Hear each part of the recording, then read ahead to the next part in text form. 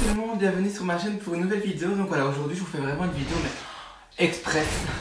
Je me sentais même mal de pas vous faire des vidéos. Vous imaginez, j'étais en plein stress, je me dis il faut absolument que je mette du contenu, il faut absolument que je vous parle de quelque chose. Et là, je me dis non, il faut que je fasse une vidéo. Donc du coup là j'ai couru, j'ai été dans ma chambre, j'ai fait vite une vidéo. Je suis en plein déménagement, mais bon je m'en fous, c'est pas grave. Donc aujourd'hui je vais vous parler d'un sujet, donc en fait c'est mon 6e mois d'hormones, oui, déjà 6 mois. Bon, il y a des points positifs mais il y a des points négatifs. Donc c'est ma prise de poids. Non! Je vous jure. Ma prise de poids. Donc au début de ma transition, je savais très bien que j'allais grossir. Et certaines personnes qui sont en transition, donc des personnes qui sont aussi dans la même étape que moi, m'ont dit comme quoi que j'allais prendre plus ou moins 10 kilos. Je dis oui, c'est ça, je vais faire attention à ce que je mange et tout. Pendant les 2 mois de confinement, j'ai pris 5 kilos. Je vous jure. Je vous jure, j'ai cru que j'allais tomber dans des pommes et tout. Donc du coup, ben, j'ai vraiment fait attention à ce que je mangeais, etc. Et j'ai perdu 2 kilos. Mais en fait, j'ai remarqué que depuis que je suis hormonée, en fait, tout ce que je mange, je le prends 2 fois plus vite qu'une personne qui n'est pas hormonée. Donc du coup, avant, je balançais toujours entre 73 et 75. Donc pour les Français, 73, 75. Et là, je fais entre 75 et 81. Enfin, maintenant, je reste à 81, mais j'ai descendu à 78, 78, 77, ça dépend des jours, depuis que je fais attention à ce que je mange. Mais sinon, si je fais pas attention à ce que je mange, je monte comme une furie. Et en plus, c'est super dur de faire régime parce que je vis avec quelqu'un, donc avec mon meilleur ami depuis 3 ans maintenant, déjà, 3 ans. Mais il est mince comme une baguette, je vous jure, donc c'est une baguette et vous voyez la tête de mon meilleur ami. Donc, il mange tout ce qu'il veut, du chocolat, des calops à 23 heures, il mange 10 fois par jour, il prend même pas 1 gramme. Mais moi, bien sûr que j'ai envie de manger aussi comme ça, j'ai envie de manger du chocolat, genre, vous voyez, faire régime quand quelqu'un ne fait pas régime, c'est super compliqué, vous voyez. Donc du coup, ben, finalement, ben, voilà, je craque des fois et voilà, la lista, le poids, il monte. Voilà ce que ça fait. Donc je sais, je remonte tout le temps parce que sinon on va voir mes seins. Mais c'est vraiment une horreur, je vous jure. Après, voilà, j'ai pris du poids, donc j'ai pris des fesses, j'ai pris des seins, j'attrape des hanches, voilà. Donc on va dire, il n'y a pas que des points négatifs. Mais le ventre, les poignées d'amour, ça par contre, si je pouvais m'en passer, je m'en passerais. Sinon, mis à part ça, avec ma transition, tout se passe bien, j'ai pas des sauts d'humeur. Juste en tout, quand j'ai fait, quand j'ai déménagé, j'avais la tension qui baissait.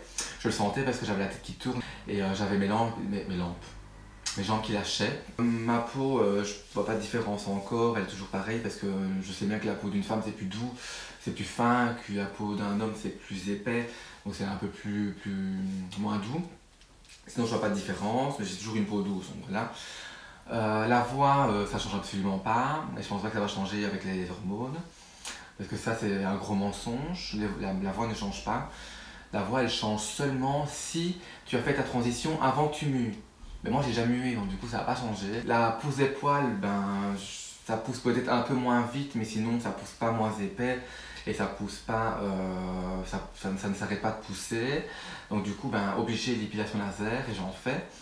D'ailleurs avec le confinement c'est un peu compliqué d'en faire donc du coup je dois attendre que... J'attends en fait que le gouvernement accepte comme quoi qu'on peut se faire épiler le visage parce que le corps on peut mais pas le visage. Et moi je fais le visage et le corps donc du coup mon esthéticienne ne veut pas que je vienne pour que je fasse que l'un et pas là. Donc du coup j'attends qu'elle me rappelle pour ça. Donc, franchement mis à part mon poids qui a augmenté beaucoup, il y a tout qui se passe bien dans ma transition, j'attends mes rendez-vous.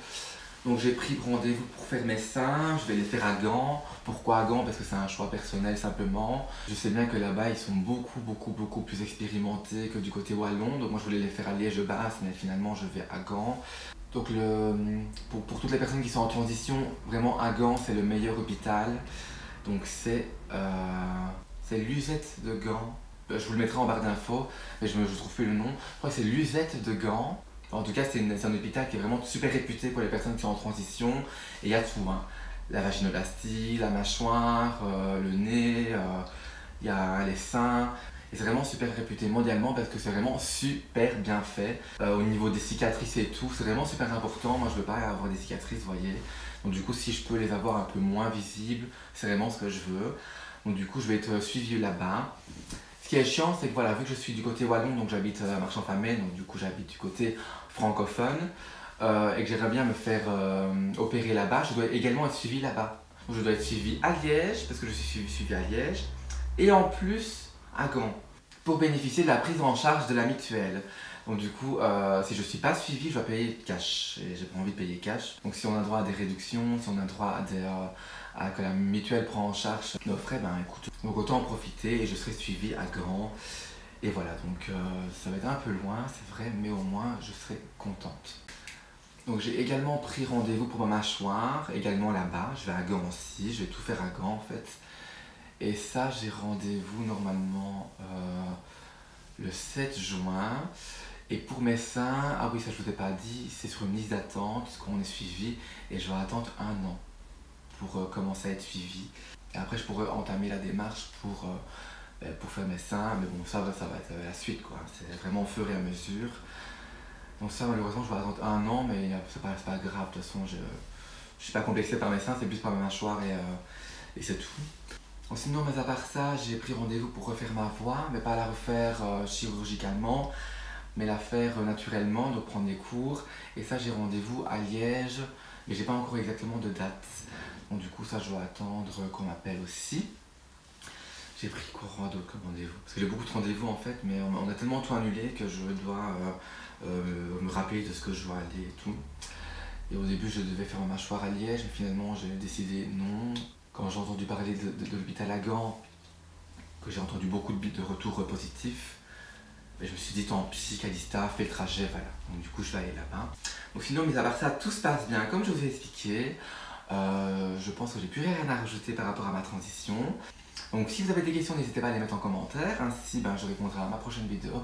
Ou alors, je répondrai individuellement, comme je vous explique dans chaque vidéo. N'oubliez pas un petit pouce bleu pour un soutien. Et n'oubliez pas de partager, c'est super important parce que c'est encore un sujet très tabou en 2020. Disons, chaque année, c'est encore un sujet tabou. Et je pense qu'on n'est pas sorti de l'auberge.